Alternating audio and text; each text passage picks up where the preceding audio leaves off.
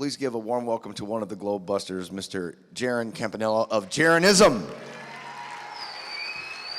There he is. Here. You're like a ninja. Awesome. Do it up, buddy. Thanks, guys. That's not me. It's not me. Turn it down a little. There we go. Maybe down a little bit more. That'd be great. That'd be great. That'd be great. That'd be tremendous. All right. No, still not yet. Any better? No feedback? All right. Doing great, kid, huh? All right, guys, thanks so much.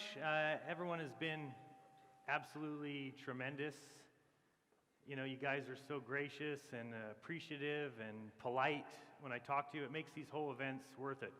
If it wasn't for that, and even people that may have a different opinion, maybe don't agree with me on some subjects, are still amazing to me. And so I just wanted to say thank you for that. Thank you to Robbie, obviously, for inviting me this year and all the past years. So just a big thank you to everyone. So let's get straight to the point. I'm going to start with something you may have heard before. Astronauts to the moon. So many people don't know why I have that at the start of all my videos. I've had people ask before, you know, what is it saying? What is it from? If you don't know what it's from the movie Coneheads. Here's what's so funny about that. You have to remember, the Coneheads are aliens. They came from another planet. They read the newspaper that astronauts have gone to the moon and think it's hilarious. The joke only works if we haven't been to the moon. The joke doesn't work if we've been there. If we've been to the moon, the joke doesn't make sense. So, just to let you know, that's why that is, you know, at the start of all my videos. So, this presentation is called, you know, NASA Going Nowhere since 1958. A lot of people know that I did a movie, came out in July, NASA Going Nowhere. Thank you. Thank you. And I think the movie's important for people to watch. It more covers the presidents and how they each are involved. This presentation will be a little more high level, and I'll walk us through exactly what I'll be talking about, but let's start with my opinion of NASA. It's a good start. I think people know that. I also like to read quotes. A lot of people know about that. I think sometimes people say things a lot better than I could ever say it. So, Abu al-Hazen said, "The seeker after truth is not the one who studies the writings of the ancients and following his natural disposition puts his trust in them, but rather the one who suspects his faith in them and questions what he gathers from them. The one who submits to argument and demonstration and not to the sayings of a human being whose nature is fraught with all kinds of imperfection and deficiency. Thus, the duty of the man who investigates the writings of scientists, if learning the truth is his goal, is to make himself an enemy of all that he reads, and applying his mind to the core of the margins of its content, attack it from every side." And that's what I like so much about this community, if you want to call it that, content creators, YouTubers, is everyone's on the same page with attacking everything that they can find. Anything they turn up, anything they research, anything they study. It's very easy for them to simply accept it. That's what we're taught in school. Read a book, read a textbook, accept it, get good grades, answer the questions correctly on the test, move yourself up through the ranks. I think it's more important to challenge what's in those textbooks. That's how you find the truth. Another great quote by Plato says, "Those who are able to see beyond the shadows and lies of their culture will never be understood, let alone believed by the masses." And so that's where I place myself. I don't expect people to believe me. I say that all the time. I don't come across as an expert because I'm not. I'm simply observant, if you want to call it that. But I understand that if we can see past the shadows and the lies and the liars and the deceit, we shouldn't be expected to be believed, to be trusted, because people have been built up in the opposite fashion. They've been built up to think everything that they were taught is true, and anybody who comes in speaking anything different is obviously full of it. So we should recognize that, expect it. So, you know, Jeranism is the channel. Welcome to reality, as I like to call it. This is kind of the overview real quick. We're going to try and nail all these slides. There's a ton. I might not get to them all. If I don't, and I don't have a clock either, guys, just, you know. If I don't get to everything, then I'll do a video and we'll finish it off. So what I want to get to today is basically this overview. I want to talk about the lies, the media, the money, the education, the science versus the pseudoscience, the worldview, the medium, the tool, the start, the nonsense, the fantasy, and the ease of that fantasy, the astronauts, the lens, and then the answer. So let's start with the lies. The lies are everywhere, and they encompass everything. People know that. People have heard me talk about the multiple lies before, and they are many. Talking about sugar and tobacco science and public water fluoridation, global warming, climate change, GMOs, Monsanto. You have big pharma and medicine making us sick, right? Rather than healing medicine of plants and medicinal use of those plants. Healthy diet rather than doctors and their medicine. Health insurance industry and the medical malpractice that goes on. You have the biotechs, the pesticides, the EPA, the oil industry, the education system, false history that we're taught. Of course, Big Bang and evolution is an absolute and total farce. Common Core math is a joke. Student debt, and now the most recent college admission scams. You have the Federal Reserve banking system, which isn't even federal. Stock market and financial scams are everywhere. Is this a free society?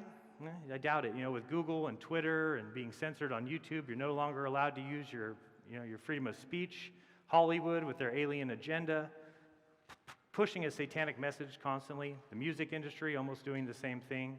Kidnapping, human trafficking, child sex exploitation is everywhere. The sexualization of minors.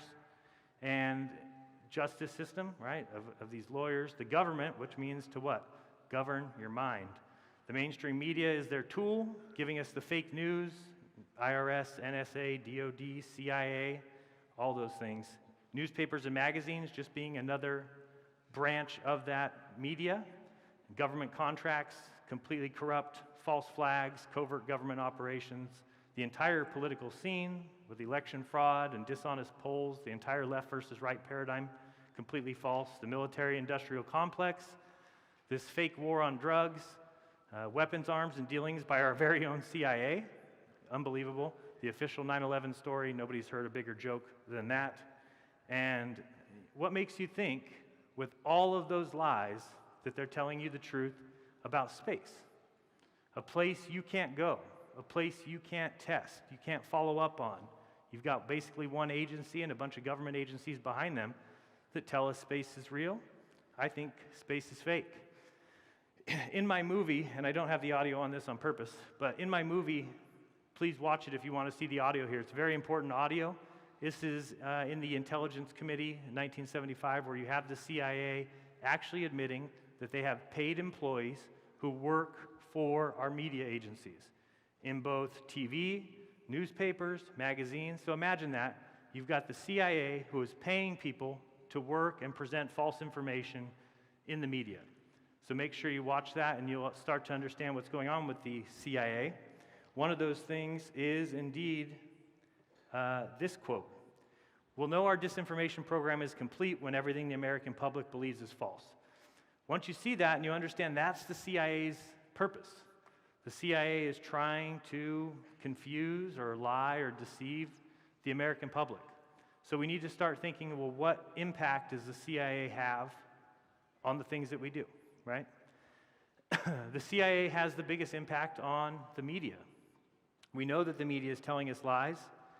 And how do we know that? Well, they've got employees that are working for the CIA that are meant to, you'll know that this disinformation campaign is complete when everything we believe is false.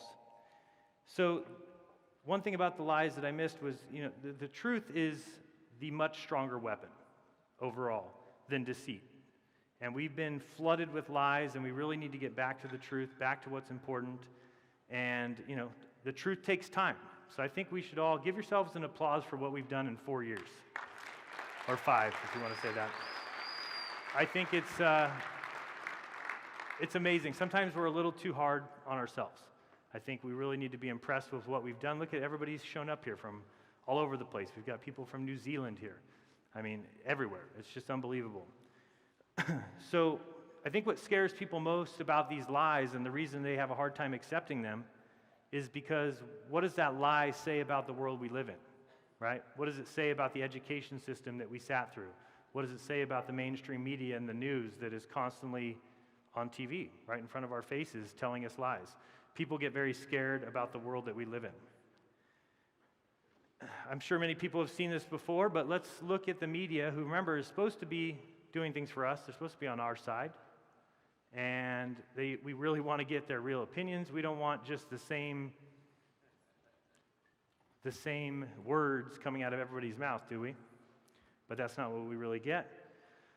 We actually get the same words out of everybody's mouth.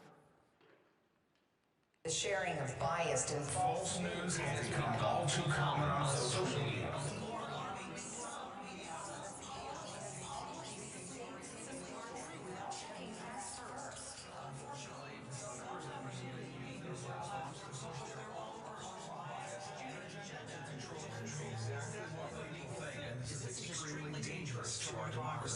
Yeah, I'd agree. It's extremely dangerous to our democracy when you've got the CIA feeding lines and a script to every single news agency in the world. How easy is that to perpetrate lies? Think about that. Every person sitting at home on their couch watching the news, getting the same information, thinking it's news, thinking it's on for your best interest, when it's not. It's for the controllers. We need to understand what's happened to the media, that they no longer work in the public interest as intended. So if the media is controlled, and we know that, if the media is controlled, then we can't believe what we see, right? We can't believe what we hear on the media, and obviously it would be foolish for us to do so. I don't know if anybody's seen this recently. I think it's important. I think it tells us a lot. This is the recent ABC News footage that has surfaced. It is a tape. Everybody seen this? Some people know. Let's watch this. So remember Jeffrey Epstein, who didn't kill himself. Of course you know that. And let's, oh, it's back, good, scared me. So let's watch this. This is a news anchor talking about the fact that she had the story on Jeffrey Epstein 3 years prior. 3 years. And ABC squashed the story. Why? Because they had too much information on the Clintons. Because they had information on the Queen or Prince Andrew and his dealings with underage children. And she's basically just going to tell us exactly what's going on. This is on a hot mic, if you know what that means. She's speaking off the air, but somebody caught it. The other thing that's crazy about this is they've already fired people over this leak. We should be embracing whistleblowers, people who bring stuff like this. This is what the news is supposed to be doing, right? What do they do instead? They fire people. So let's just listen. I've had the story for 3 years. I've had this interview with Virginia Roberts. We would not put it on the air. First of all, I was told, who's Jeffrey Epstein? No one knows who that is. This is a stupid story. Then the palace found out that we had her whole allegations about Prince Andrew and threatened us a million different ways. We were so afraid we wouldn't be able to interview Kate and Will that also quashed the story. And then Alan Dershowitz was also implicated in it because of the planes. She told me everything. She had pictures. She had everything. She was in hiding for 12 years. We convinced her to come out. We convinced her to talk to us. It was unbelievable what we had. Clinton, we had everything. Listen to what she says here. Pretty crazy. I tried for 3 years to get it on, to no avail, and now it's all coming out, and it's like these new revelations, and I freaking had all of it. I'm so pissed right now. Like, every day I get more and more pissed because I'm just like, oh my God, what we had was unreal. Other women backing it up. Hey, yep. Brad Edwards, the attorney, 3 years ago, saying, there will come a day when we will realize Jeffrey Epstein was the most prolific pedophile this country has ever known. And I had it all 3 years ago. This is interesting here. The thing is that we would make access to all of these high-profile people. Well, then I got a little concerned about why I couldn't get on. So, do I think he was killed? 100%. Yes, I do. Because he made his whole living blackmailing people.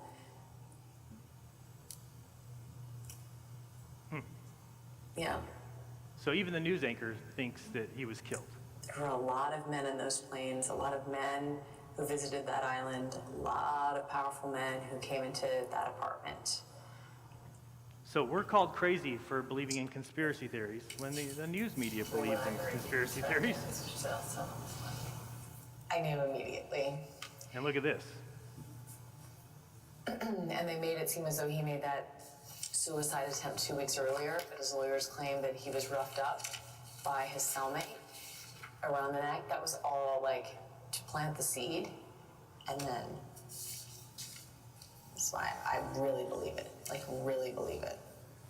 So what that tells us is that the media is protecting their own interests. They are fake news, okay? They're protecting their own interests. They said, oh, we wouldn't be able to get an interview with Kate and William, so we couldn't go forward with the Epstein story. So think about the amount of children that were raped or sexually exploited over 3 years because ABC didn't want to run a story because they wouldn't be able to interview, the royal family. Whose interest is that protecting? Is it protecting our interests? Remember what the media is supposed to be. Remember, the media is supposed to be helping us. So let's talk about the money, because the money gets really interesting, and if people don't understand the money, then you don't understand the lie. $56 million a day, of course, you've heard that 56 million times probably this weekend. But we need to talk about how big the space economy is, okay? That is the music industry at $19.3 billion in 2018. The movie industry is $43 billion in 2018, okay? We can even add to the movie by going with home entertainment. That includes your Blu-ray players, your DVD players, your home entertainment systems, your TVs. Even with all that, we're still at $136 billion for all of movies. That's box office, that's theaters, that's every movie made in Hollywood, okay? That's how much that entire industry is worth. The video game industry, $137 billion, one of the biggest industries that there is. We can add those all together, combo of everything music that you've ever seen music, home entertainment, movies, box office, Hollywood, video games. That includes on your apps, on your phone, Xbox, PlayStation. That's the space industry. $410 billion. So when people ask why the lie, well, what good does it do? What difference does it make? Well, it makes a huge difference to those that are involved. NASA, the people they pay, JPL, the organizations that they deal with, all these other countries. And again, this is a worldwide economy. Absolutely insane. Think of the money that goes on with like the James Webb Space Telescope that was supposed to be launched, 4, 5, 6 years ago. Current cost, $11 billion. One thing I looked up recently is I said, okay, $11 billion for this James Webb Telescope. How many cameras will it have on it? Take a guess, how many cameras? 0. 0 cameras. It will have an imaging system to take pictures of the deep sky, but not a camera to see if it deploys, not a camera to see the Earth. If you're putting something up in space, why not have a camera on it? Think of how cheap cameras are. We've seen everybody running around with their cameras and their GoPros. They're so cheap. They even have cameras now, if you've seen, or phones, that will take pictures of the stars. How do we not have pictures of the stars from the ISS? It's as if NASA gets $56 a day. And even at that much, I'd expect a little bit more. The education, or what I call the indoctrination, is clearly a battle between two worldviews. I was talking to a few people about what I think about evolution and the fact that if you understand that evolution is taught in schools and it's a complete and total farce, hopefully that starts to tell you that it's possible across the board. I think I was talking to Danny Faulkner about it, and he didn't really seem to agree with me on that. He said, oh, well, they're not teaching lies, Jeran. They really think that the Earth is blankety blank billion years old, 4.54 billion years old. And I totally disagree. Do the teachers think they're telling lies? No, the teachers are teaching what they think is the truth. It's what they were taught. It's what's in the school books. But at the very highest level, you're telling me you don't think it's a worldview of people who hate the Creator, who hate anything that the Bible says and just say, no, anything that the Bible says, we'll say the opposite. Earth 6,000 years old? 6 billion. Oh, this came first? Nah, the other came first. We've been right. You've been wrong the whole time.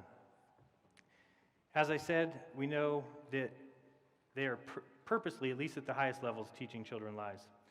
One thing that people need to also recognize that they don't teach you in school is that you could really map the Earth on anything, right? If you think about a NASA control room, up against the wall there will be a big map of the Earth, but it's a flat map.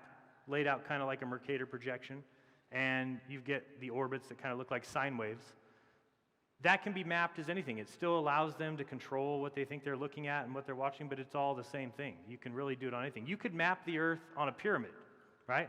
You could have a pyramid, you map the Earth on it. Now, of course, we would go out and we would say, well, there's no edges. I can't find any edges, so we could disprove the pyramid theory. But again, they'd be able to come back with some mathematics and say, oh, well, actually, pyramids at their point bend space-time. And just because of the massive amount of pressure at each point, we just don't realize it. It kind of unfolds it for us. So they could really teach us anything. H.L. Mencken said that the plain fact is that education itself is a form of propaganda. Absolutely. It's the easiest way. And guess what, folks? It's free. All you have to do is just send your children all day to the free public indoctrination camps. A deliberate scheme to outfit the pupil, not with the capacity to weigh ideas, but with a simple appetite for gulping ideas ready-made. The aim is to make good citizens, which is to say docile and uninquisitive citizens. I've talked about this all the time. Think about yourself being in power. You're a dirtbag. You've got a bunch of money. Are you going to teach children the truth? Do you want them to grow up and challenge you for your power, to come after your family's money? Or do you want to teach them to be good little citizens? Stay quiet. Stay in your home. Don't do anything crazy. Let me keep my money. Let me keep my power. One of the things that they continue to teach in school at an age where nobody can figure it out and understand it is gravity. And this may seem silly with the strings, but I want to watch this little short clip from Bill Nye the Science Guy's old program. This is what they're showing kids, and it's funny. Oh, no sound. Rolled it up into a ball. There you go. One sock, not two, one. Taken a piece of string, wrapped it around the sock, stuck it through this toilet paper roll, tied the string onto a plastic bag with an apple in it. What? Watch what happens. Watch what happens. Okay. What the hell's that? See the apple? Yeah. That's like the sun. And the sock is like Earth. What? The string is kind of like the sun's gravity, holding the Earth in orbit. Why do you have an apple in a bag and a toilet paper roll and a string and a sock and you tie it all together? And kids must think that that means something, right? We all sat in school and we're like, yes, that's it. We know about gravity now. It's just like a sock being twirled around an apple. It makes a lot of sense to me. So, and of course, with gravity, and everyone's probably heard this quote before, I won't go through the entire thing, but this is by Isaac Newton, and if you read it carefully, you'll notice that Isaac Newton said, don't ascribe that nonsense to me. I don't want anything to do with that. Please, the idea of activity at a distance is insane. Do not subscribe that to me. I want nothing to do with it. And what are we all taught now? Oh, he's so brilliant. Newton, he came up with the the gravitational equations, and no, he didn't want anything to do with it. And he even said here, that it's so great an absurdity to him that I believe that no man who has in philosophical matters a competent faculty of thinking can ever fall into it. And yet, they teach it to children as if it's fact. So this is what happens. Poor kids, just having to constantly get the NASA propaganda. So let's talk about the science versus the pseudoscience. We have to ask ourselves, which belief is truly scientific? Which belief is pseudoscientific? You know, the one based on empirical evidence, the one based on observations and actual experiments, or the one that's simply built on mathematical transform equations and garbage. Science has become a religion. Anybody who doesn't see that, get out. Get out right now. We know science is constantly changing, right? Imagine the glory of having something that you could just say is so true, but it may not be true tomorrow, but if we change it, well, then it's true tomorrow. So you see there, guess I can't walk over there, it keeps disappearing. Thank you. So do photons really exist? Or this one here is, have we ever seen an atom? No. Just search that on Google. Has anyone ever seen an atom? The answer is no. But we're taught not just about atoms. And remember, the atom is the smallest thing that there could possibly be, right? It's the tiniest little thing that could ever be in existence, and they tell you what's inside the atom. Think about that. Oh, there's things orbiting, electrons, but the atom is the smallest thing that we can ever see or dissect, but you're going to tell me what's inside of it? We have now Yale computer scientists coming out and saying that they quit believing in Darwin's theories. We have physics professors telling them that science actually points to a designer. We've got science saying now, do photons really exist? So remember, we're teaching these things to children as if they're fact and they're positive and they're so true. We look at pseudoscience just so we understand what exactly it means. Pseudoscience consists of statements and beliefs or practices that are claimed to be scientific and factual, but are incompatible with the scientific method. All right? So I know we have some people like Michio Kaku. He's about to tell us about the scientific method. Let's listen carefully to whether or not he thinks that they're using the scientific method. Of course, he'll say yes. He's a scientist. He's a physicist. He's going to say that they follow the scientific method. I'm sure of it. Let's listen. You're not going to believe this. In science, we always say that you make observations, you have a theory, you go make more observations, and it's a very, very tedious process. Right. Wrong. Nobody that I know of in my field uses the so-called scientific method. What? In our field, it's by the seat of your pants. It's leaps of logic. It's guesswork. Nobody that I know of in my field uses the so-called scientific method. Holy smokes.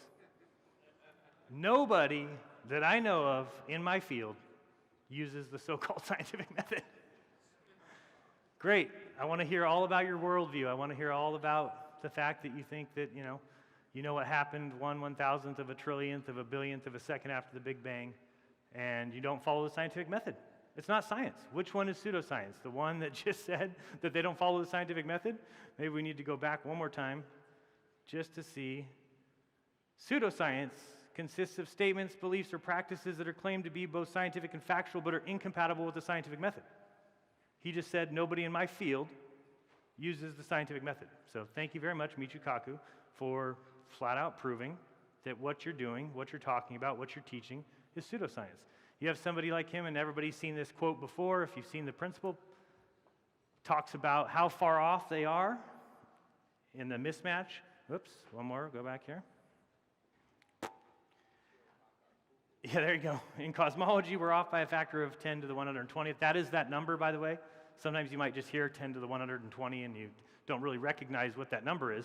That's what 10 to the 120th is, and it's the largest mismatch between theory and the experiment in the history of science. I agree. Nikola Tesla, of course, and thank you to whoever gave me the Nikola Tesla shirt out there. Thank you. Says, today's scientists have substituted mathematics for experiments, and they wander through equation after equation, eventually building a structure that has no relation to reality. If you think E equals MC squared has any relation to reality, get out. Get out. Go to the other room or something. Maybe they're talking about that there. So when I talk about the worldview, I think it's very important that we understand that the scientists that we've been told to believe in have a different worldview than we do. They have a worldview where there can't possibly be a creator. We can't possibly be important. We can't possibly be the center. And they've built an entire scientific enterprise and education system around a worldview. Okay? That's the problem. Such a great thing. Greg, I hope you're in here. Maybe Greg's in the other room. I don't know. But InfoWars finally starting to cover some of these topics. I really appreciate it. Let's listen to just a, yeah, thank you. Give him a round of applause. Because if anybody knows it's not an easy subject to talk about, it's me. You know, I understand that you're going to get hate for it. You're going to get email after email calling you crazy. You're going to get comment after comment saying that you should, you know, never reproduce, that your family should be gassed.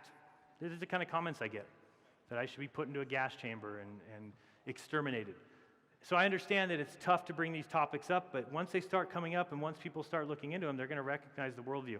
Let's watch just a short little section of his most recent video. I don't know if it's the most recent, pretty recent video. We seem to be conditioned to think that the issue has been scientifically settled, but this is not the case. Our most popular scientists recognize that the geocentric model, where the Earth is at the center of the universe, is observably accurate. Right. We can take either the Earth or the Sun as the center of the solar system. When you look at the CMB map, you realize that we're truly the center of the Hubble universe. and Stephen Hawking went as far as to say that they reject the geocentric model not based on scientific reasoning, but rather because they find the thought of being at the center of the universe to be emotionally disturbing. We believe it only on the grounds of Physicist modesty. George Ellis stated that you cannot disprove the geocentric model. You can only exclude it on philosophical grounds. The Michelson-Morley experiment in the 1880s proved the Earth was stationary, and Albert Einstein claimed this was a serious embarrassment and intended to disprove it with his relativity theory, but later admitted that he had failed to do so. He's come to the belief that he cannot determine the motion of the The Earth. heliocentric model is scientifically superior to the geocentric model. But when we apply scientific reasoning, we discover that this is not true. Right? Just like I just said, when you talk about the scientific method, all of a sudden we lose some of these topics because these topics that they're talking about are pseudoscience, and they're based around a worldview. This quote, and I probably will put it in every presentation I ever give, because it's really one of the most important quotes that led me to the understanding when I have somebody like George Ellis, a top 5 physicist in the world, maybe top 10, I don't know, when he tells you that they can only exclude it on philosophical grounds, and then he says at the end, what I want to bring into this is the fact that we are using philosophical criteria, which is what I'm talking about. Philosophical criteria is a worldview, in choosing our models, and then the next sentence is the most important one. A lot of cosmology tries to hide that. Remember, cosmology is a science. Why would there be branches of science that are actively hiding things from you? Unless it's about a worldview. They're pushing their worldview and ignoring the one that matches observations, the alternate, the one that we are the center, we are important, we are created. All the observations match, they are the same, no matter which way you look at it. This is the Edwin Hubble quote that he put in here, and I've read this before too, but remember, this is Edwin Hubble. He's the one that came up with the fact that things are redshifting. That's why we see galaxies moving away from us. And yet, all the observations told him that we were the center, right? If everything's moving away from you in all directions, that tells you that you're the center. Instead, he came up with this idea, well, no, we could technically be on a balloon. We could be a bunch of spots on a balloon. If you took a bunch of spots and put them on a balloon and started to blow that balloon up, all the spots would get further away from each other. And therefore, maybe everything is the same. Maybe we're not the center. Everybody sees the center. But let's read what this says. Such a condition would imply that we occupy a unique position in the universe, this ancient conception of a central Earth. He says, this hypothesis cannot be disproved, but it's unwelcomed. Is that scientific? It's unwelcomed. Only be accepted in a last resort. He says, therefore, we disregard it. Why? The observations match it, but they're going to disregard it. Because the unwelcomed position of a favored location, meaning that we're the center, it's unwelcome. The unwelcome position of putting us in the center must be avoided at all costs. Such a favored position is intolerable. Therefore, in order to restore homogeneity and to escape the horror of being the center of the universe, then we must compensate it by spatial curvature. There seems to be no other escape. How about this quote too by Einstein? If the facts don't fit the theory, change the facts. Sounds like pseudoscience to me. So I also wanted to talk about the medium, because that's an important place to start when we talk about NASA. Why? Because someone's trying to tell you that they are going places that we know don't exist. Because you can't have a vacuum next to gas pressure Earth. Nature abhors a vacuum, okay?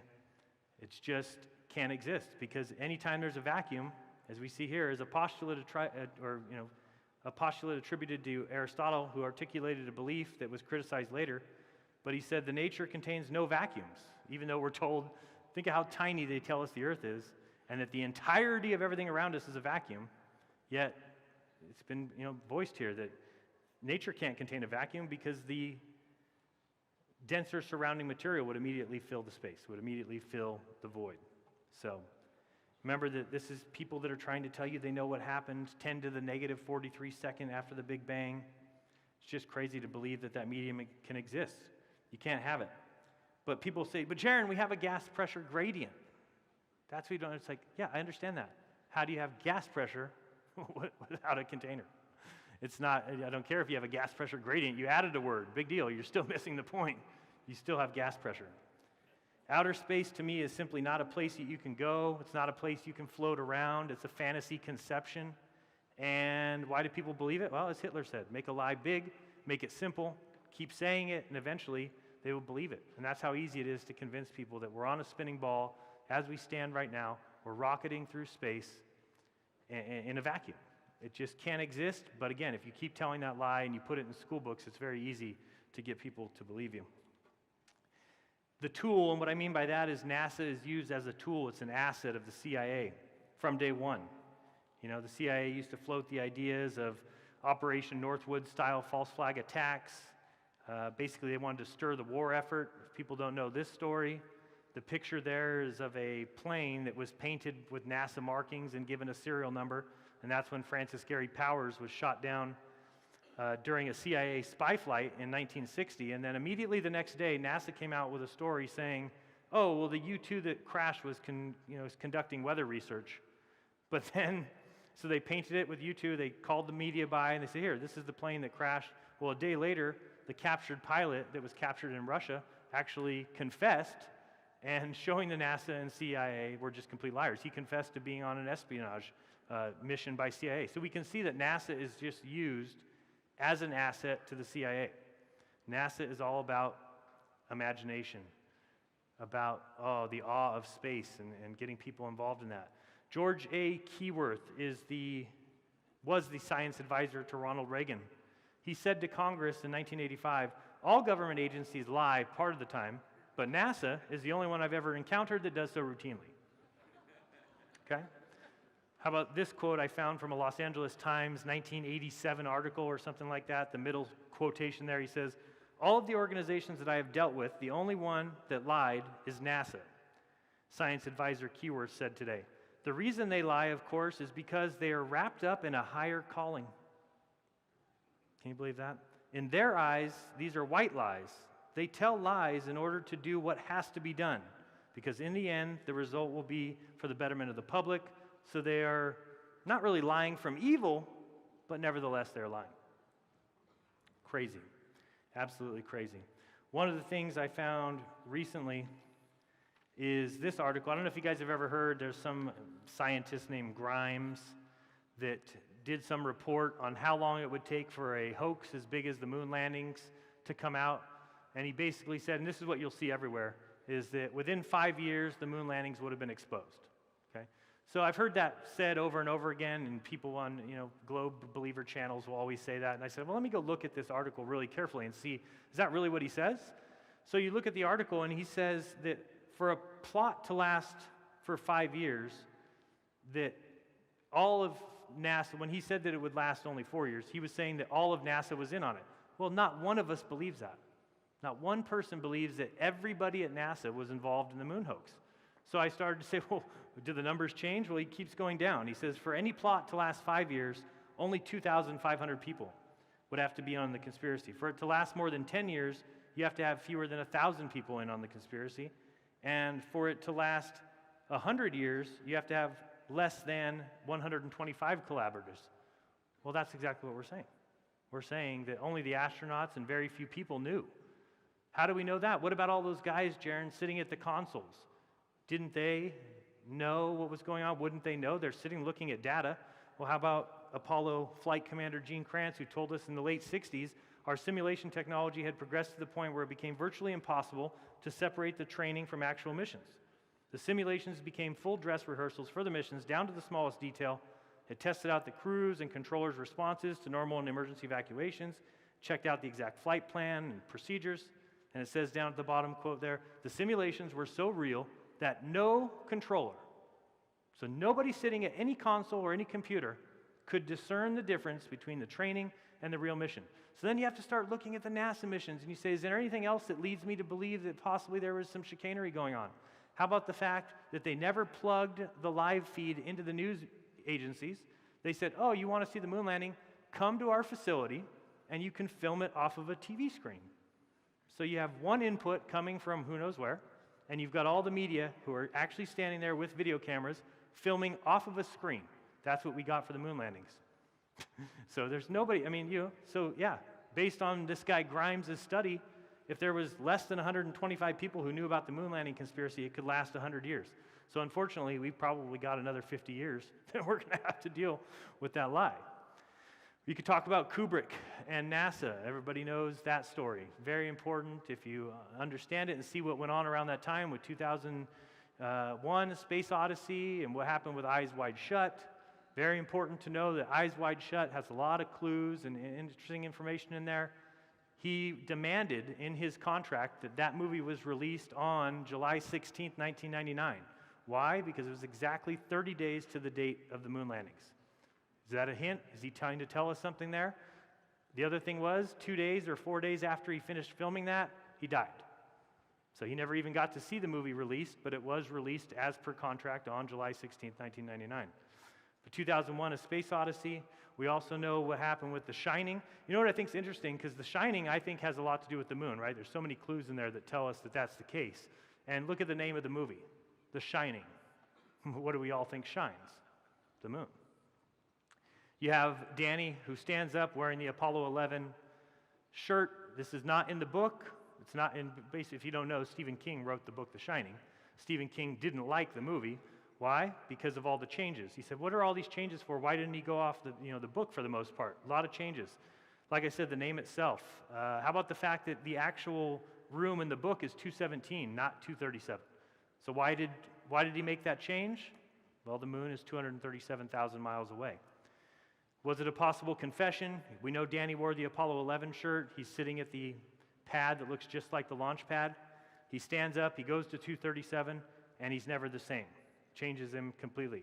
We also have the character in the movie named Billy Gibson, who met Jack in room 237, very sinister character. There is no Billy Gibson listed on IMDb, but there is a Bill Gibson. The one crazy thing about the Bill Gibson listing is he's the director of the official documentary of the moon landings, 1969, Footprints on the Moon, Apollo 11. You tell me, is there something hidden there? That's when Jack descends into madness after he goes into room 237. There's an eagle on the shelf in the manager's office. He changed, another thing that's not in the book is the idea of the twins. And you know, twins mean Gemini, is it because of the Gemini program? The Photoshop at the end of Jack, everybody's seen it, he's making the Baphomet hand signal, and I think that the date on the photographs is 1920-something, which is impossible if you follow the movie story, but it also is showing you that you can easily Photoshop people into scenes. That's basically what the end of the movie's about. How about the movie Capricorn 1? Everybody seen it? If you haven't seen it, you have to see it. Please do. I think you'll see it after this. It's written by Peter Hyams. He wrote the script in 1972. Okay, can't walk over there. He wrote the script in 1972, and he was a reporter for CBS TV. He wrote the script in 72. Why? Because he was in charge of filming the moon stuff. And he started asking himself the question, well, wait a second. Is it possible that a fraudulent space act could be committed? He said, absolutely it is. He says, I was thinking how easy it would be to manipulate an event in the television age. All right, you couldn't invent the Olympics, which we know, right? Because people actually attend the Olympics. But he says, but because there would be too many people watching. But there was one event of a really enormous importance that had almost no witnesses, and the only verification we had that anyone reached the surface of the moon. And then he tells us, did the early part of the Vietnam War teach us anything? He says, think of it. A country was bombing another country for 8 months without anybody knowing about it. Think of all the planes involved, all the barracks that had to be built, all the beds that needed to be made, all the meals that had to be cooked. My idea was peanuts besides that, and much smaller in scope and probability. What he tried to do is he tried to pitch this movie, and over again they told him to get out. Say, get out of here, we don't want anything to do with the movie. It wasn't until he made a few other movies and they started making money that a British company picked it up and said, okay, we'll produce it. But no American company wanted anything to do with that movie. So check it out if you don't know what it's about them faking a mission to Mars. One of the funny things, if you look in the lower left-hand corner of the movie image there, it's funny that it's Mars, but that's a lunar lander on the moon. But it's called Capricorn 1. It was about a fake Mars mission. What he says there is, he says, and remember, this is somebody who worked for CBS TV, eventually quit to make this movie. He says, we sit there watching this box all day, talking about the TV, and somehow we believe what it tells us because we see it. We're trained, conditioned in that way. I know it can be a very biased machine because I've worked for it. I worked for it during Vietnam, for instance, back in the 60s. Before I went, there were all these televised interviews with soldiers who kept saying, it may be a dirty little war, but it's the only one we've got. Come over here, see the great job we're doing. Once I got there, I found out nothing but guys saying, get me the hell out. This is just more stuff about the media. telling people that, oh, our troops are loving the war and they're doing it for the right reasons and you should contribute. And yet, when you go there and you find out all these soldiers are there, they don't want anything to do with it. So this guy saw all that, saw the moon landings, and then made the movie Capricorn 1. And he says at the end here, just don't believe everything you see, don't disbelieve it, but don't believe it solely on the basis that it's in front of your eyes, because here in this movie, I show how it's possible to alter what you see. I don't think that's a paranoid point of view, and neither do I. I probably could go on forever, guys, just so you know, and I don't have a clock. So I'm going to keep going until somebody pulls me. All right, thank you. All right. So let's talk about the start, you know. NASA has been used as a CIA asset from day one. It's a propaganda source. If you don't know about Wernher von Braun, you should. Obviously, I think a lot of people do. I get a lot of people telling me, well, they don't think Wernher von Braun was a Nazi. They don't think he started NASA, and they really need to do that research themselves, and they will see exactly what I'm trying to say. Let me see here. So we know what he did with Disney, right? And they don't realize that it was Wernher von Braun and John Bruce Medeiros who were at the helm of the Army Ballistic Missile Agency when it became NASA in 1958. And of course, we know 1958 also happens to be a year before the Antarctic Treaty. Was it all done for a reason? We don't know. So we get into the nonsense, is what I'll call it, and there's a lot of it, right? The entire space program, in my opinion, is simply entertainment for the animals on the animal farm. Fortunately, that's us. But it's just entertainment for us, and how do we know? Because they hide these constant symbols and signals in there. Number one thing, I cannot believe that the NASA Medal of Space Honor, or what is it called? Congressional Space Medal of Honor, is clearly a satanic star. Clearly. It's not even a question. It's just clearly that. Again, are they doing these things on purpose? I just, the last thing I would ever do if I'm a space or anything, let's put a satanic star on our medal. But you can see all the Illuminati symbolism, the pyramid with the removed capstone. It's just clear, constant. It's devils and dragons, and we see the snake tongue. It's just constant. If you can't see it, I don't know what you're thinking. Obviously, we've seen all these crazy videos. Here we go. Everyone's seen that. It's really sad that people will believe this stuff. It really is. And I could do a video or do a presentation one day where we just go through all this fakery, but I think there's so much out there of it, and hopefully you've seen it. All you need to do, Taboo Conspiracy has a great new video about the Apollo hoaxes and space hoax, and Paul on the Plane. There's so many people doing good work exposing this stuff, and if you follow the timeline, this is clearly what the possibilities for technology was in those days, right? This is what they had, pulling things on strings, making things spin, using these kind of rafters and buildings with blacked out sides, and it's really just nonsense, all of it.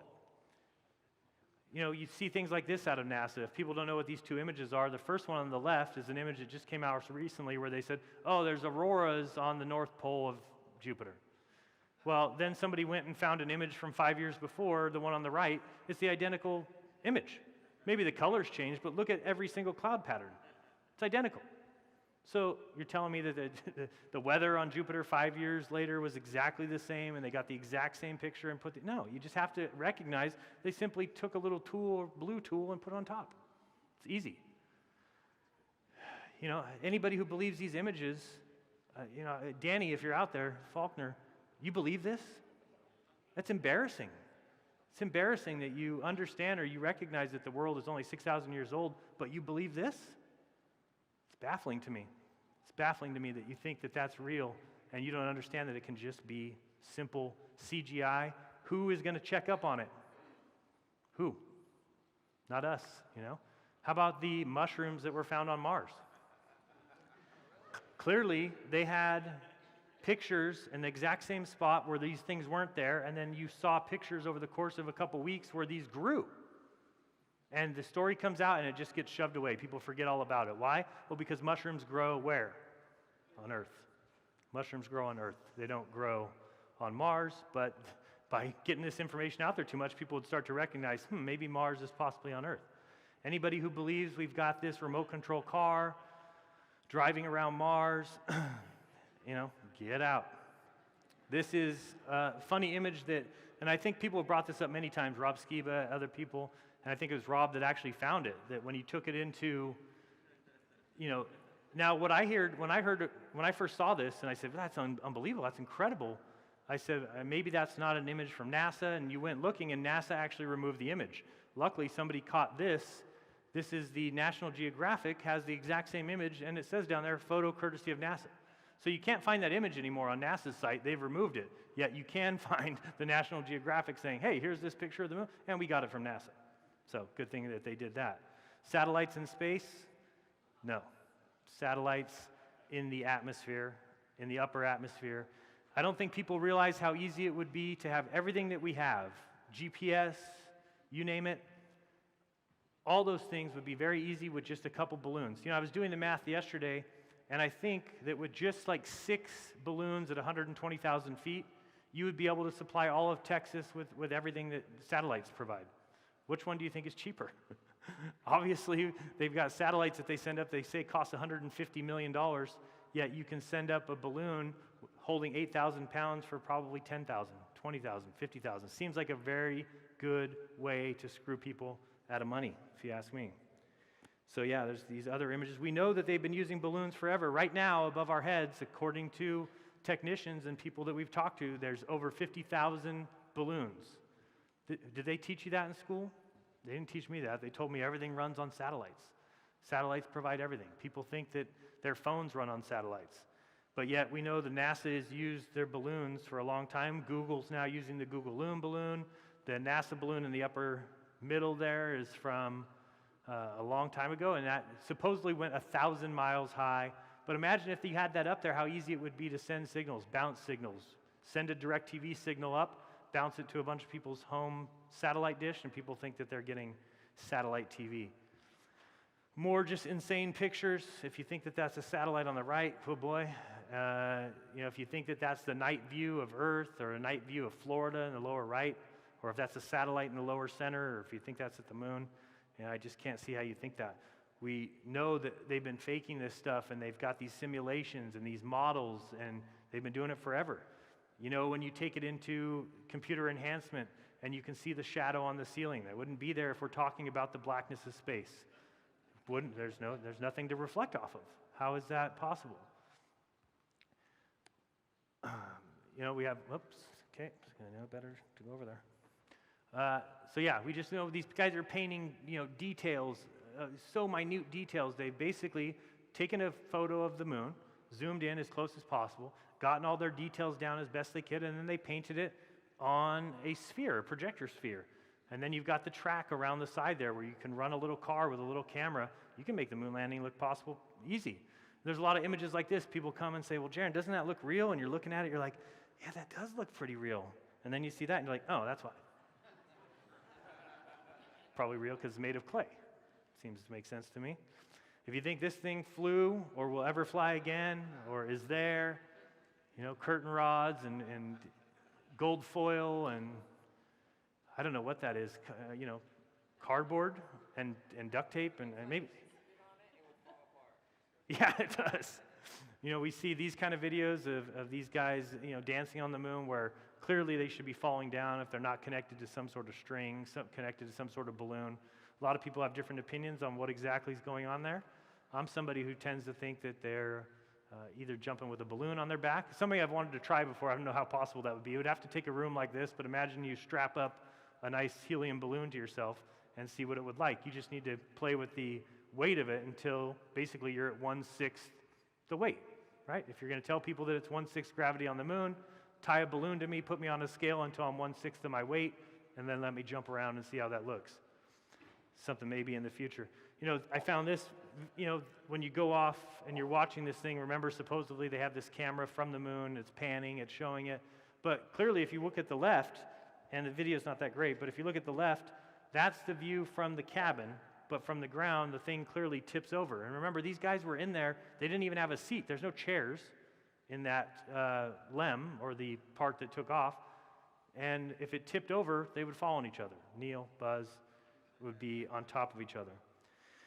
When you see simulations like this and you see that they're just hung from rafters, it makes it make a lot more sense when you see all their plans for their projector spheres and their docking simulators, and they're always taking place in these planispheres where it'd be very easy to fake, just too easy.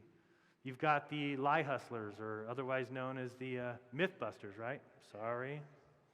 The Mythbusters. One of the things that they came out and said is that the lunar laser reflectors, the retro reflectors, are proof of the moon landings, and they always seem to fail to admit that in 1962, 7 years before they put the reflectors there, that they had multiple colleges that bounced beams back from the moon. So it can't be proof that you went to the moon if you're able to do something now that you were able to do 7 years before you supposedly went there. If we do need some proof that the Tesla Roadster is in space, I found this. There it goes. So Dave, you were wrong. Clearly the Tesla is in space. And so let's talk a little bit about the fantasy and the ease of that fantasy. I mean, Mars is easy to fake. Put a couple cameras up in northern Canada, be very easy. For me, the biggest one is the ISS. Obviously, that wouldn't be so easy to fake if people paid attention to what exactly they're showing us, and we'll talk about that in a second. One of my favorite new quotes is by Immanuel Kant, who said, "Appearance, as long as it's employed in experience, produces truth, but the moment it transgresses the bounds of experience and consequently becomes transcendent, it produces nothing but illusion." And if you really think about that quote and you start to realize that, yeah, that if you see something off in the distance and it can produce truth as long as you can experience that item. So what have they done? They've lied to us by making you think that you're experiencing these things. Go to Florida and you can watch a rocket launch. You can watch the shuttle launch. And when you do that, people get confused because they say, okay, wait, appearance, as long as I can experience it, produces truth. And they think that that's what it's truth. But what you fail to realize is you're not really experiencing it. They're faking it. They're putting it on TV. They're showing you in web videos. It's not real. And they say that, the moment it transgresses the bounds of experience, which we need to recognize what that means, that we're never going to experience a planet. You're never going to experience space travel. You're never going to experience galaxies or galaxies crashing or supernovas or how much does a supernova weigh or how much a nebula weighs. And so they tell you all these things, and you need to recognize that they're beyond the bound of experience, and so they really produce nothing but illusion. It's just simply not true. This is a video that people have seen me show before, but I just wanted to show the absolute ease. Oops, did I go too far? I did. Sorry, we're going to try and get this to play. There we go. So in this video, I just try and show people, and I should have cut it a little bit, but it's just of my old house. But really, I want people to see how incredibly easy it is to fake the things that people tell me. You know, space is real because we can see the ISS. Space is real because we get video that's supposedly of the ISS. This is of me in my living room. This cost me 99 cents. It's 99 cents to buy a green poster board at a Dollar Tree or something. And I simply taped the green poster board behind the window, right? And you use chroma key, and you can produce whatever you want.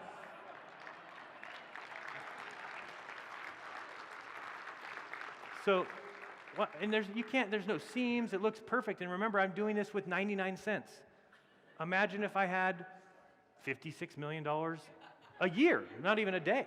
That's a $56 million view. Gee, yeah, exactly, for 99 cents. So I think that once you realize how easy it is to fake these things, and it seems like it's, the ISS came out right at the same time, about 20 years ago, that these kind of things like chroma key came out.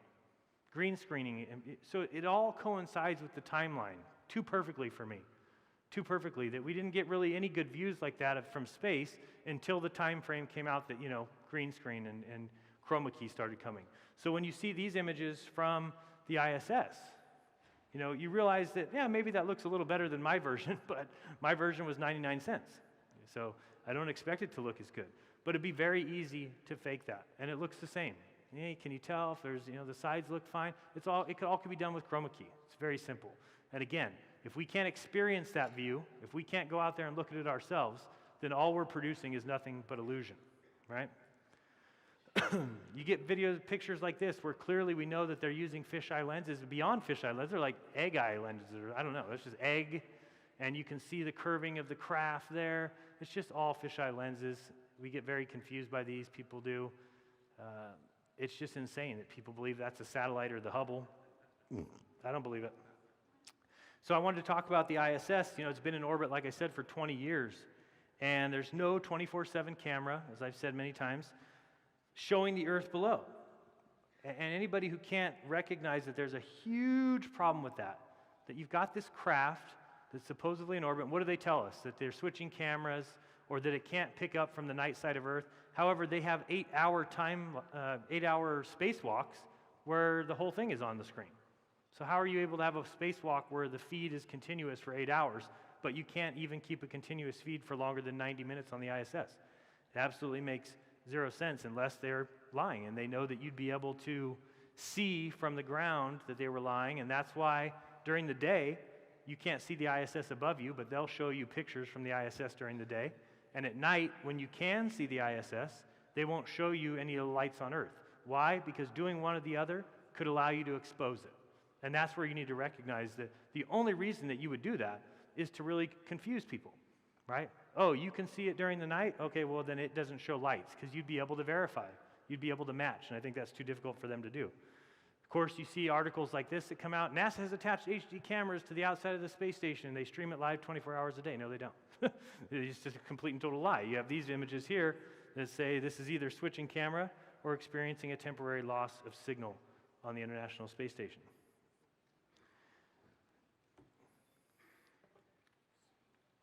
This is another image that's just CGI. I had somebody actually send this to me and tell me that they thought it was real. And, did a little bit of research to find out, no, this is completely and totally fake. It is just CGI. Yeah, I know, you think. But again, this is very easy for somebody like Eru to do. Eru could do this in minutes. Give him $56 million a day, The thing is, the problem that we have is that people think nowadays that they're not able to question facts. And that's the problem, because we've got now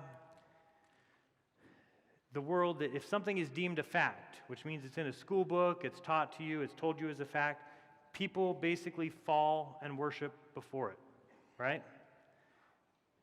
And usually with no questions asked. They're just, it's a fact, you can't argue it, I can't even question it. But people need to recognize that they don't need to accept facts. Okay, you don't need to. It's okay to question them. It becomes simple to get people to simply accept facts. This is a hard one to see. You might not be able to see it, but basically, I'm able to walk out with my iPhone from my garage, which is well lit, walk outside and see the ISS with my camera. But there's no camera on the ISS that can see any lights on Earth. If you just think about that, it doesn't make any sense. There's no way. It's a tiny little light. You've got entire city lights, okay? And you're able to just look up, and I'm able to see the ISS quite easily. They should be able to see lights. We know that they train in a pool, right? As I've said before, the one thing about NASA that we need to recognize is that for them, and this is why it's called NASA Going Nowhere since 1958, if you understand that they don't really need to go anywhere. They're able to do everything on Earth and just convince people. We know we've got the pool. One of the things I've showed before, if you look at the Vitruvian Man in the upper left-hand corner, there's a rocket breaking through a glass dome, a glass ceiling up in the upper left. It's funny that that's on the wall at the Neutral Buoyancy Lab. These other two images here just show you how easy it is to even use green screen in a pool. So you can start to see how easy it would be to have these little spacewalk missions. You've got the Earth rotating underneath it. It looks very believable, but I don't think that it is. And with filtered water, of course, they train constantly with scuba divers, which makes no sense. Once you get to space, guess what? There is no scuba diver. So when they're swimming around the pool, they've got scuba divers that are kind of carrying with them. You can see the scuba diver even in the painting, bringing a tool. What do I think's happening? I think those scuba divers are there even when we don't see them. They're just simply edited out. It's very easy. Again, just like a green screen, you can put that scuba diver in a green uniform. You would never see them. They'd be completely invisible. They could be carrying the astronauts around doing spacewalks. You would have no idea. You would have no clue. One of the reasons I know that they're using green screen is if you look at the bottom row of screens, the second screen, and there's also one a little bit further down, you can tell that they're using PNG. That's a PNG image. That's how you make green screen, right? You have the one form. It just tells me that there's no reason for them to do that if they're just watching them, act in a pool. This is another thing that's important to understand. I found this a while back, and don't worry, we're almost done. I'll actually After get through it all. $60-odd billion spent for manned spaceflight by NASA, it has been determined that man is truly confined to this Earth. The incredible secret concealed from the tax-paying public by both NASA and its congressional masters is that man cannot participate in long space expeditions. So that's from a documentary from 1967, I believe, where they're basically admitting that that human beings cannot live outside this Earth. They cannot travel in space, but yet NASA comes out and continually tells people that we can, we do. Again, for what reason? I don't know. They want people in the STEM research.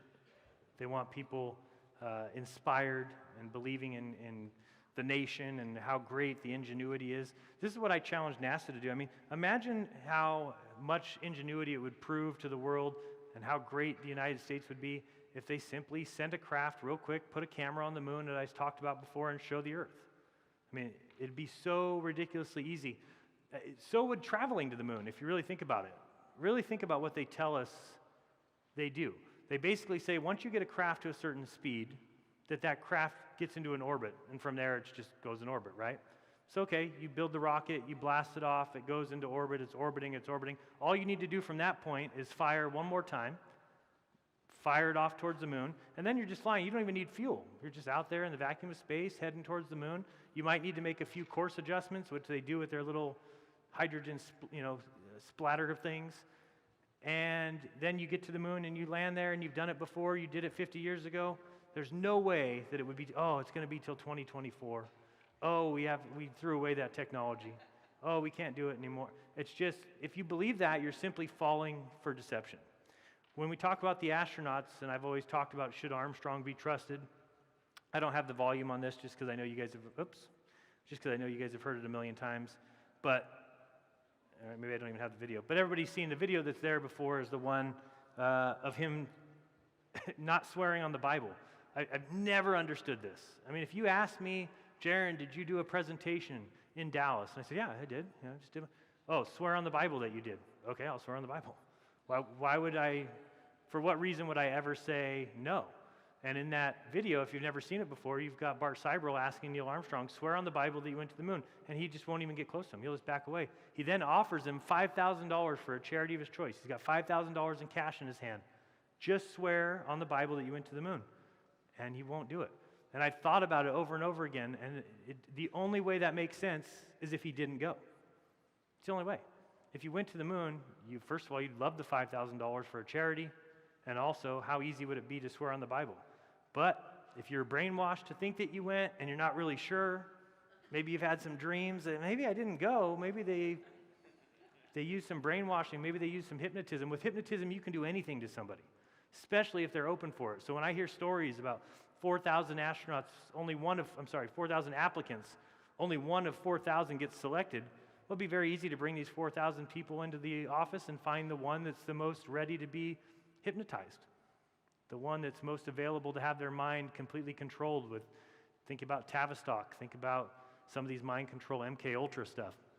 Yeah, it'd be very easy. And what would that show us? Well, we would notice that the astronauts wouldn't be too smart, right? And that's what we see. The astronauts are brain dead, if you really think about it. I mean, I've never heard an astronaut be able to communicate well. And I certainly don't think I communicate well, but I also think that, I could go neck and neck with some of these astronauts, but I also don't think that I would be the number one out of 4,000 applicants. So when I see things like that, I just tend to believe that these are the people that are most available and ready for their mind to be controlled, and maybe they believe they went, maybe Armstrong believes he went. I don't know, with the Buzz here, and I like his shirt, he says, you can bet your ass we're liars. But he says, maybe I made that. He says, my mother, and I've talked about this before, but imagine, are we supposed to trust this person who tells us that my mother once took too many sleeping pills and my father had to rush her to the hospital? We all pretended that her overdose was accidental, but I think we knew that it wasn't the case. In May 1968, so we're talking about a year before he went to the moon, Mother's second attempt at an overdose proved fatal. Okay, so his mom killed herself. Even then, my family and I preferred living in denial and never openly spoke of how she died. We asked the coroner to list her death as a cardiac arrest, and the coroner graciously complied. So it just tells me that he's just okay with just lying. My mom died this way, but we told her this way, and you guys think we went to the moon, we really didn't, but believe what you want. We've all seen this image a million times. Watch the video. You can find they basically glitch out, and I've watched this video many times before. Nothing in the background glitches. I've seen glitches in live sporting events, and the whole screen glitches. There's never a play in football, if you watch a football game on TV, that something happens on the screen and all the players glitch out, but the screen stays fine, or the field. That doesn't happen. If you're going to have a glitch, you have a glitch of one of the feeds. Well, when you're looking at a football game, you're watching one camera showing the football game. It's one feed. When you're watching the ISS, I'm telling you, you're watching two cameras. You're watching one on the astronauts, and you're watching one that's on a green screen. And if one happens to glitch and the other does not, this is what you get. The background doesn't glitch out, just the astronauts do. Of course, we could talk about Apollo 1 and talk to these three astronauts and see what they think about NASA. Of course, you have Gus Grissom, who put the lemon on the lem, saying, I don't think if we can't communicate between each other, there's no way we'll be able to communicate between, from the moon. And then you have Thomas Ronald Barron. Please check out that video on my channel. I have an interview with Gary Corsair where he talks all about Thomas Ronald Barron, who was a whistleblower who came out and talked about NASA. Within a week of him testifying in front of Congress, he was killed. How was he killed? He was killed by a train. What's weird about that? The train is owned by NASA. What's weird about that NASA train? It was on a NASA-owned track. There's only one witness to that event, and the witness worked for North American. There's so many things that go on and on about that story that tell you that NASA took him out, and nobody's ever found that 500-page report that he submitted to Congress. It's since disappeared. So we talk about the lens, and what I mean by the lens is the way we see the world needs to change, in my opinion. We're seeing the world through an incorrect lens. We should know what lenses do. Of course, people think the Earth's a ball. They think that, they look at things this way. We need to recognize how the atmosphere works. As you see this image, as we get further away, things get lighter and lighter and lighter. One reason that, one of the arguments for flat Earth, or I hear a lot of people talk about it, but I don't really agree with it, I don't think we see through the moon. During the day when you look up and you see the moon, it kind of looks blue, and I think it's just the case of this happening. I could be wrong, but if you look at that, it'd be the same as somebody saying, I can see through that mountain. Well, you're not seeing through the far mountain. It's just blending in a little bit with the sky. I think the same thing goes on with the moon. Oops, let's go back one here. But just showing people, really when you look at this image here of a football field, it's the equivalent basically of what we see when we look outside, that at a certain distance, this particular night image, we just can't see any further. And it does look like you could live on a very tiny little sphere here. Somebody could say, oh, you live on that little sphere. But we know that that's not the edge of anything. There's just a lot more going on. So it's the same thing when you see something larger like this. And again, a lot of people may see that and say, oh, I see a curve. You don't recognize that we see in a circle, right? Our eyes are spheres. Everything is going to kind of give this bend, but it's because, and if you turn this way, then the bend would become this way. A lot of people take that as being a sphere. It's not a sphere. You have the ball earth logic. I don't know if anybody's seen this video where this guy claims to prove the curvature of Earth by using his bike and two sticks. So he makes an entire video about it. He drives a certain distance and says he gets the different shadows at the two locations. And again, this happens when people don't understand the flat Earth idea, don't understand that things are different. Why does he not understand? Well, I'll show you in a second, but I thought this image was great. This is from his video, and it says down there that Curtis Bate uses an orange to demonstrate a scale model. It's not a scale model, first of all, but pretty funny that's said. But let me just show you a quick video here that explains to you how easy it is to show why you have sticks and shadows. So remember that this is my countertop, a granite countertop. Of course, it's completely level and flat. And with a small localized light source, you can see there that there's clearly two different size shadows on two different sticks. So the problem with this is that people who think that they can prove that the Earth is curved with their bike and two sticks don't understand that flat earthers don't believe that the sun is 93 million miles away. So does it make a difference if the sun is smaller? Does it make a difference if the sun is closer? Of course. It makes every difference in the world. So somebody who makes a video like that, excuse me, is just seeing through a wrong lens. They're just seeing through an incorrect lens. So, in my opinion, what is the answer? Well, I think it's kind of simple. I think that we need to get back to what's important, that each one of us is precious. We need to not fall and bow to the wizardry that they're putting in front of us every day, and everybody here is doing their part in that. So I really do thank everybody for coming, and I hope that you continue to watch my videos and everybody else's videos. You continue to challenge the things that we say. Don't ever trust me. Don't trust Bob. Don't trust Dave. Don't trust Iru. Listen. Take the good things that we say, the things that match what you see, and hopefully we're changing your life a little bit. I've gotten so many emails, countless emails from people telling me that their lives have changed because of some of this stuff, and there's no better feeling in the world than hearing that, so thank you guys for that. And lastly, I do want you to know that there is 2 or 3 celebrities that I can't tell you. I wish I could. I really wish I could. But I've had 2 or 3 celebrities that have contacted me and told me that they are, on board, that they want me to keep going with what I'm doing, that they wish they could come out and say so, and that they can't. And I've had to promise them that I wouldn't say anything. Hopefully, in months or a year, we'll hear more. But I just wanted to let people know out there that there is people out there, celebrities, people that you would be shocked to find out are on board with this, and they can't come out yet. I understand that. We have a conversation. We talk about, why they can't. But I just want to let you guys know, because that's something you don't know. You might think, I wonder why nobody's coming out. I wonder why it's not getting bigger. And it is. It's just going to take time. Like I said, truth takes time. So sorry I went too long, guys, but it was fun, and I appreciate everybody being here, and thank you so much. It's been fun. Thanks.